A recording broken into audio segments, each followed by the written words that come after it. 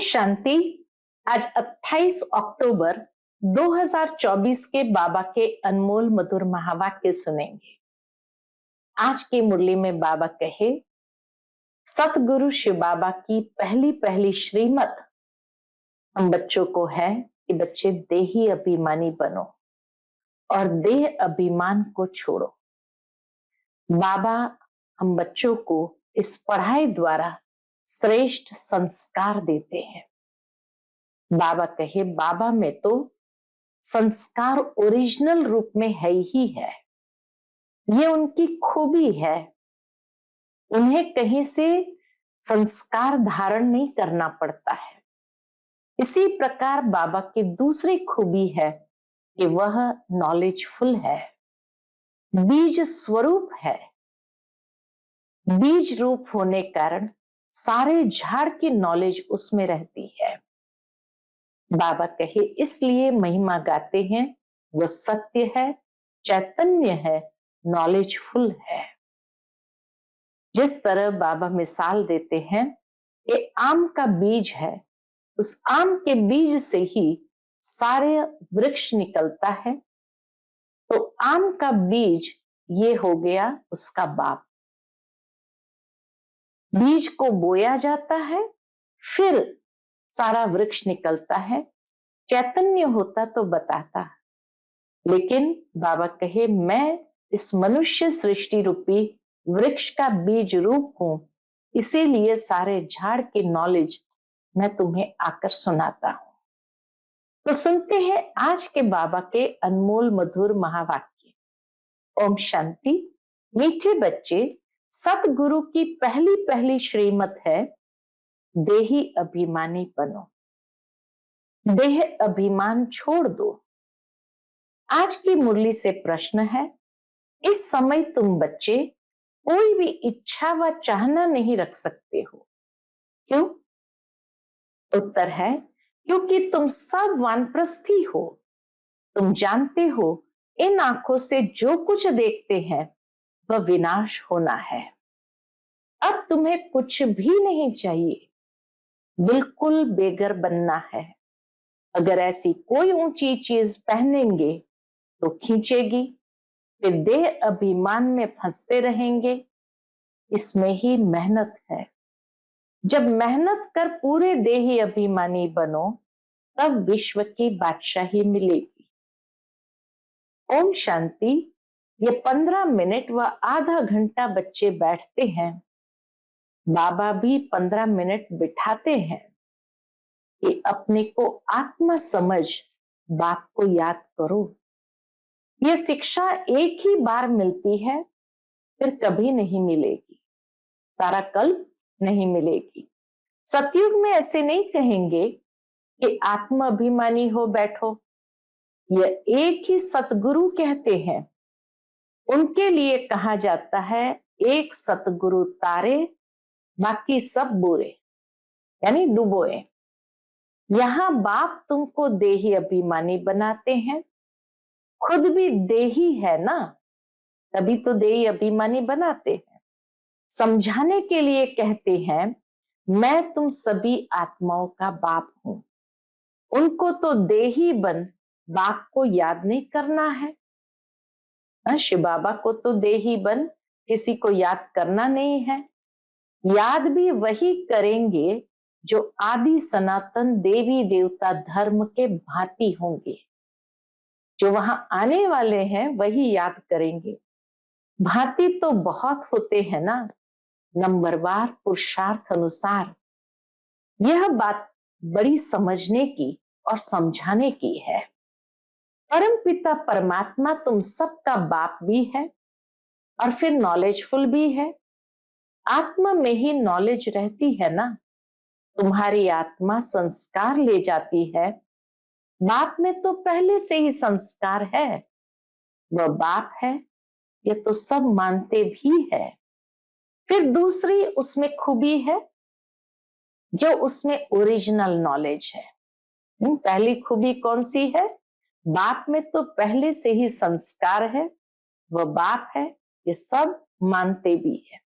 फिर दूसरी उसमें खूबी है कि उसमें ओरिजिनल नॉलेज है। बीज रूप है। जैसे बाप तुमको बैठ समझाते हैं, तुमको फिर औरों को समझाना है। बाप मनुष्य सृष्टि का बीज रूप है, फिर वह सत है, चैतन्य है, नॉलेजफुल है। उनको इस सारे झाड़ की नॉलेज है और कोई को भी इस झाड़ की नॉलेज है नहीं, क्योंकि और कोई बीज रूप है नहीं। इनका बीज है बाप, जिसको परमपिता परमात्मा कहा जाता है। जैसे आम का झाड़ है तो उनका क्रिएटर बीज को कहेंगे ना। आम के झाड़ का क्रिएटर उसका बीज है।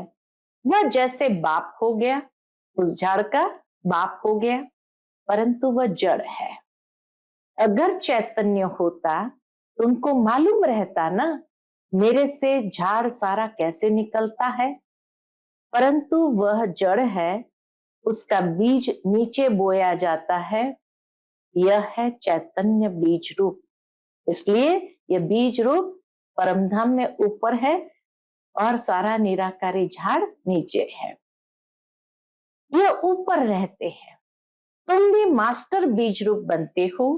बाप से तुमको नॉलेज मिलती है, वह है ऊंचते ऊंच। पद भी तुम ऊंच पाते हो। स्वर्ग में भी ऊंच पद चाहिए ना, यह मनुष्य नहीं समझते हैं। स्वर्ग में देवी देवताओं की राजधानी है। राजधानी में राजा, रानी, प्रजा, गरीब, शाहूकार आदि यह सब कैसे बने होंगे, अभी तुम जानते हो। आदि सनातन देवी देवता धर्म की स्थापना कैसे हो रही है, कौन करते हैं? भगवान। आदि सनातन देवी देवता धर्म की स्थापना कैसे हो रही है, कौन करते हैं? तो बाबा कहे भगवान। बाप फिर कहते हैं बच्चे, जो कुछ होता है ड्रामा के प्लान अनुसार, सब ड्रामा के वश है। बाप भी कहते हैं मैं ड्रामा के वश हूं, मेरे को भी पार्ट मिला हुआ है, वही पार्ट बजाता हूं। वह है सुप्रीम आत्मा, उनको सुप्रीम फादर कहा जाता है, और तो सबको कहा जाता है ब्रदर्स। और कोई को फादर, टीचर, गुरु नहीं कहा जाता।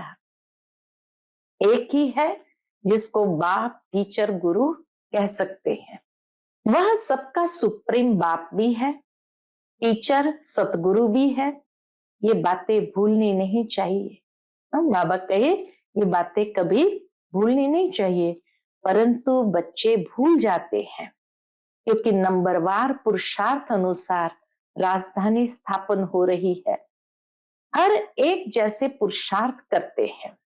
वह झट स्थूल में भी मालूम पड़ जाता है कि बाप को याद करते हैं व नहीं। उनका चेहरा, शक्ल आदि दिखाते हैं। देही अभिमानी बने हैं व नहीं, ये नॉलेज में तीखा है, एक्टिविटी से समझा जाता है। बाप कोई को कुछ डायरेक्ट कहते नहीं है, फंक न हो जाए, अफसोस में न पड़ जाए कि यह बाबा ने क्या कहा और सब क्या कहेंगे। बाप बतला सकते हैं। वैसे बाबा में शक्ति भी है और बाप बतला सकते हैं कि फलाने फलाने कैसी सर्विस करते हैं। सारा सर्विस पर मदार है। हर एक की स्टेज को भी बाबा जानते हैं और बता सकते हैं। बाप भी आकर सर्विस करते हैं ना। बच्चों को ही बाप को याद करना है। याद की सब्जेक्ट ही डिफिकल्ट है। बाप योग और नॉलेज सिखाते हैं। नॉलेज तो बहुत सहज है, बाकी याद में ही फेल होते हैं। देह अभिमान आ जाता है। याद में फेल क्यों होते हैं? देह अभिमान आ जाता है। फिर यह चाहिए, यह अच्छी चीज चाहिए, ऐसे ऐसे ख्यालात आते हैं। बाप कहते हैं यहां तो तुम वनवास में हो ना, तुमको तो अब वानप्रस्थ में जाना है। फिर कोई भी ऐसी चीज नहीं पहन सकते हैं। अगर ऐसी कोई दुनियावी चीज होगी तो खींचेगी, शरीर भी खींचेगा, घड़ी घड़ी दे अभिमान में ले आते हैं। इसमें है मेहनत। मेहनत बिगर विश्व की बादशाही थोड़ी मिल सकती है। मेहनत भी नंबरवार पुरुषार्थ अनुसार कल्प कल्प करते आए हो और करते रहते हो। रिजल्ट प्रत्यक्ष होती जाएगी। स्कूल में भी नंबरवार ट्रांसफर होते हैं। टीचर समझ जाते हैं फलाने ने अच्छी मेहनत की है, इनको पढ़ाने का शौक है, फीलिंग आती है। इसमें तो एक क्लास से ट्रांसफर हो दूसरे में, फिर तीसरे में आ जाते हैं। यहाँ तो एक ही बार पढ़ना है। दुनिया की स्कूल में तो एक क्लास से ट्रांसफर हो दूसरे में आते, दूसरे से तीसरे में आते हैं। यहाँ तो बाबा कहे एक ही बार पढ़ना है सारी लाइफ। आगे चल जितना तुम नजदीक आते जाएंगे उतना सब मालूम पड़ जाएगा। ये बहुत मेहनत करनी है, जरूर उच्च पद पाएंगे। यह तो जानते हैं कोई राजा रानी बनते हैं, कोई क्या बनते हैं, कोई क्या बनते हैं। प्रजा भी तो बहुत बननी है। बाबा कहे सतयुग त्रेता युग की प्रजा भी तो बहुत बनती है। सारा एक्टिविटी से मालूम पड़ता है ये देह अभिमान में कितना रहते हैं, इनका कितना लव है बाप से। बाप के साथ ही लव चाहिए ना, भाई भाई का नहीं। भाइयों के लव से कुछ मिलता नहीं है। वर्षा सबको एक बाप से मिलना है।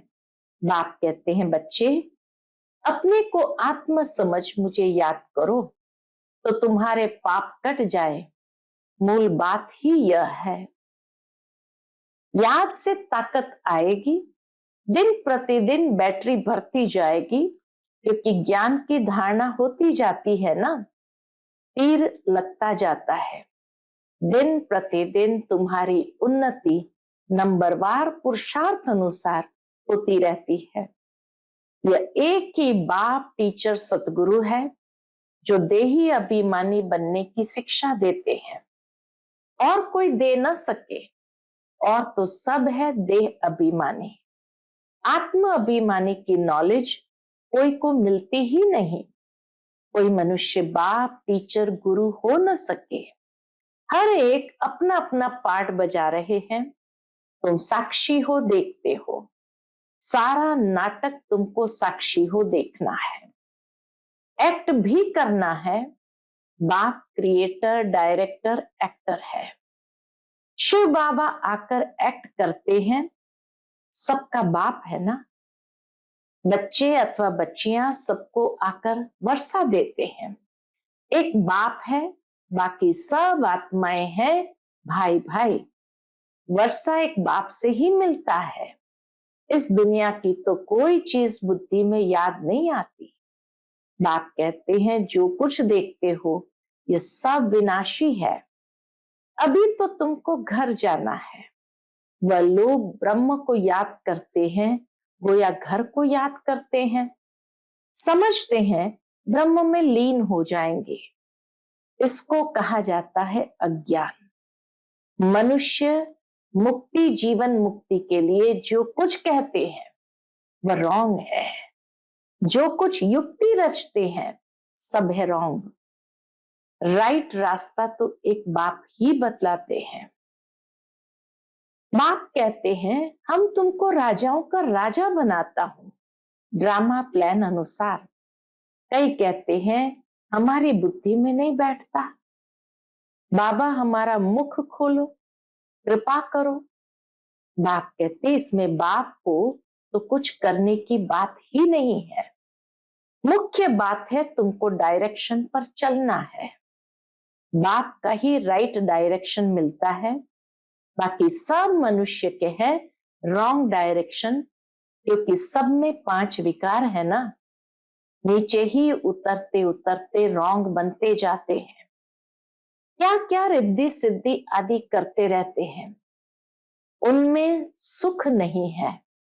बाबा कहे उनमें रिद्धि सिद्धि आदि में सुख नहीं है। तुम जानते हो यह सब अल्पकाल के सुख है। उनको कहा जाता है कागविष्टा समान सुख। सीढ़ी के चित्र पर बहुत अच्छी रीति समझाना है और झाड़ पर भी समझाना है। कोई भी धर्म वाले को तुम दिखा सकते हो, तुम्हारा धर्म स्थापन करने वाला फलाने फलाने समय पर आता है, क्राइस्ट फलाने टाइम आएगा। जो और धर्म में कन्वर्ट हो गए उन्हों को यह धर्म ही अच्छा लगेगा, फट निकल आएंगे।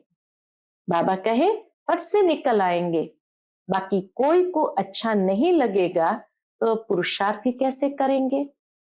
मनुष्य मनुष्य को फांसी पर चढ़ाते हैं, तुमको तो एक बाप की ही याद में रहना है।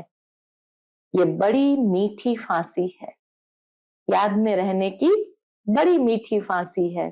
आत्मा की बुद्धि का योग बाप के तरफ, आत्मा को कहा जाता है बाप को याद करो।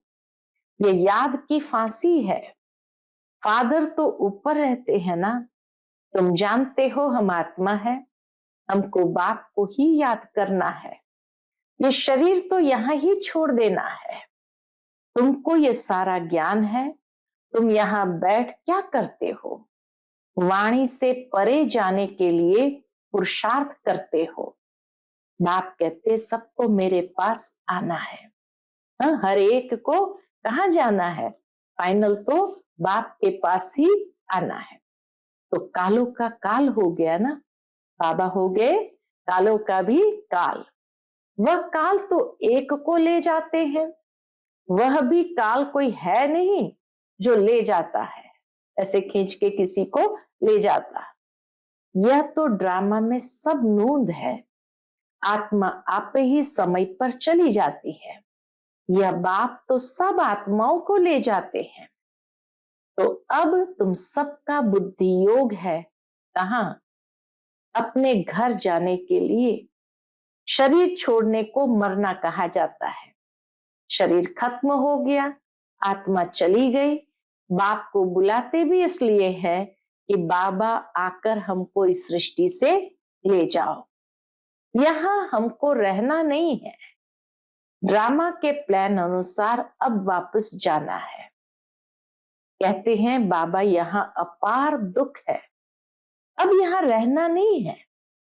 यह बहुत छीछी दुनिया है, मरना भी जरूर है। सबकी वानप्रस्थ अवस्था है। अभी वाणी से परे जाना है। तुमको कोई काल नहीं खाएगा, तुम खुशी से जाते हो। शास्त्र आदि जो भी है वह सब भक्ति मार्ग के हैं। यह फिर भी होंगे। ड्रामा की ये बड़ी वंडरफुल बात है। ये टेप, ये घड़ी, जो कुछ इस समय देखते हो वह सब फिर होगा। 5000 साल बाद फिर होगा। इसमें मूंझने की कोई बात ही नहीं है। वर्ल्ड की हिस्ट्री ज्योग्राफी रिपीट का अर्थ ही है हूबहू रिपीट। जब हिस्ट्री ज्योग्राफी रिपीट होता है तो हूबहू रिपीट होता है। अभी तुम जानते हो हम फिर से 100 देवी देवता बन रहे हैं, वही फिर बनेंगे। इसमें जरा भी फर्क नहीं पड़ सकता। ये सब समझने की बातें हैं। तुम जानते हो वह बेहद का बाप भी है, टीचर सतगुरु भी है। ऐसा कोई मनुष्य हो ना सके। इनको तुम बाबा कहते हो, प्रजापिता ब्रह्मा कहते हो। यह भी कहते हैं मेरे से तुमको वर्षा नहीं मिलेगा। बापू गांधी जी भी प्रजापिता नहीं था ना। बाप कहते हैं इन बातों में तुम मूंझो मत। बोलो हम ब्रह्मा को भगवान व देवता आदि कहते ही नहीं है। बाप ने बताया है बहुत जन्म के अंत में वानप्रस्थ अवस्था में मैं इनमें प्रवेश करता हूं, सारे विश्व को पावन बनाने के लिए। झाड़ में भी दिखाओ, देखो एकदम पिछाड़ी में खड़ा है। झाड़ में एकदम पिछाड़ी में ऊपर में ब्रह्मा बाबा खड़ा है। अब तो सब तमो प्रधान जड़ीभूत अवस्था में है ना, यह भी तमो प्रधान में खड़े हैं ना। वही फीचर्स है। इसमें बाप प्रवेश कर इनका नाम ब्रह्मा रखते हैं। नहीं तो तुम बताओ ब्रह्मा नाम कहां से आया? यह है पतित, वह है पावन। वह पावन देवता ही फिर 84 जन्म ले पतित मनुष्य बनते हैं। ये मनुष्य से देवता बनने वाला है। मनुष्य को देवता बनाना ये बाप का ही काम है। ये सब बड़ी वंडरफुल समझने की बातें हैं। यह वह बनते हैं सेकंड में। यह ब्रह्मा बाबा वह बनते हैं सेकंड में। कृष्ण बनते हैं सेकंड में। फिर वह 84 जन्म ले यह बनते हैं। ब्रह्मा सो विष्णु, विष्णु सो ब्रह्मा। तो यह वह बनते हैं श्री कृष्ण या लक्ष्मी नारायण सेकंड में। फिर वह 84 जन्म ले यह बनते, ब्रह्मा बनते हैं। इसमें बाप प्रवेश कर बैठ पढ़ाते हैं। तुम भी पढ़ते हो। इनका भी घराना है ना, लक्ष्मी नारायण राधे कृष्ण का मंदिर भी है, परंतु ये किसको भी पता नहीं। राधे कृष्ण पहले प्रिंस प्रिंसेस है जो फिर लक्ष्मी नारायण बनते हैं। ये बेगर टू प्रिंस बनेंगे, प्रिंस सो बेगर बनते हैं। कितनी सहज बात है। 84 जन्मों की कहानी इन दोनों चित्र में है। ब्रह्मा सो विष्णु, विष्णु सो ब्रह्मा। यह वह बनते हैं। युगल है इसलिए 4 भुजा दे दिया। ब्रह्मा सो विष्णु, विष्णु युगल स्वरूप है इसलिए 4 भुजा देते हैं। प्रवृत्ति मार्ग है ना। एक सतगुरु ही तुम्हें पार ले जाते हैं। बाप कितना अच्छी रीति समझाते हैं। फिर दैवी गुण भी चाहिए। स्त्री के लिए पति से पूछो व स्त्री से पति के लिए पूछो तो झट बताएगी इनमें यह खामियां है। इस बात में यह तंग करते हैं, या तो कहेंगे हम दोनों ठीक चलते हैं। स्त्री पुरुष दोनों कहेंगे हम ठीक चलते हैं। कोई किसको तंग नहीं करते हैं।